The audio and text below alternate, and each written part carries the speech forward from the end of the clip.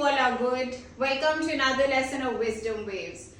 Today we're going to understand what is the difference between arithmetic and geometric progression. Now typically a grade 9, 10th topic but obviously used in grade 11th and 12th as well.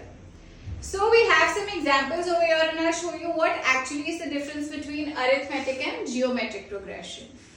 Now arithmetic progression is formed whenever you add or subtract a same number, a constant, right? For example, if my sequence is, now these are both types of sequences. So suppose my sequence is 21, 24, 27, 30 and 33. Now the term that we use for arithmetic progression is called common difference.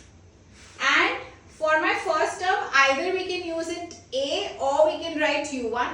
Because in some curriculums we don't use the term A, we use U1. So D is my 3, which is my common difference. Why is it 3? Because when you subtract 24 minus 21 is 3, 27 minus 24 is 3 and henceforth. And what is my first term over here? My first term is 21. Now the general formula for arithmetic progression is A plus n minus 1 into D. What is my A? A is my first term. N means any term that you have to find. And D is my common difference. So now I substitute back the value. The value for A is 21. I put the value for D as 3. And I get my general term. What do you mean by general term? General term means a term in which you can plug in the n value and can find any value of the sequence. So the moment I solve this, 3 into n is 3n, minus 1 into 3 is 3. So I get my answer as 18 plus 3n. So let's check if my sequence is fine, if my general term is fine. So now the term fifth over here would be 18 plus 3 into 5 because my general term is 18 plus 3n. Now what is 18 plus 15? 33. And can I check over here? Am I getting 33? Yes, my fifth term is 33. What about my sixth term? I plug in the value of n as 6. So 18 plus 3 into 6. So what is 18 plus 3 into 6? It is 18 plus 18 which is 36. Come, let's see what is the difference between geometric progression. Now suppose my sequence over here is 3, 9, 27, 81 and 43.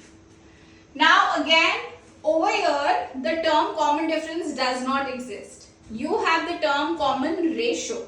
So this common ratio can either be the number that you multiply along or the number that you divide along the sequence.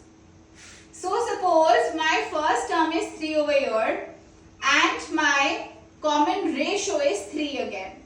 Now the formula for the general term of a geometric progression is un r to the power of n minus 1.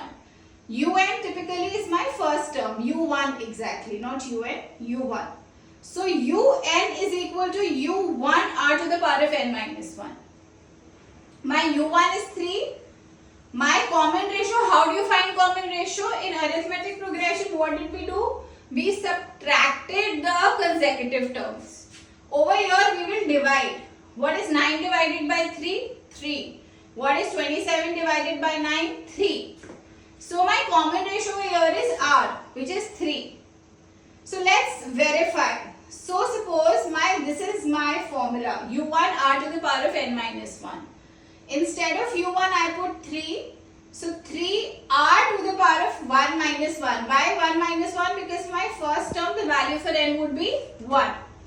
So r to the power of 0, anything to the power of 0 is 1. So my first term is 3. Now for the second term, I put 3r to the power of 2 minus 1. So 3 into 3 which is 9, which is my second term.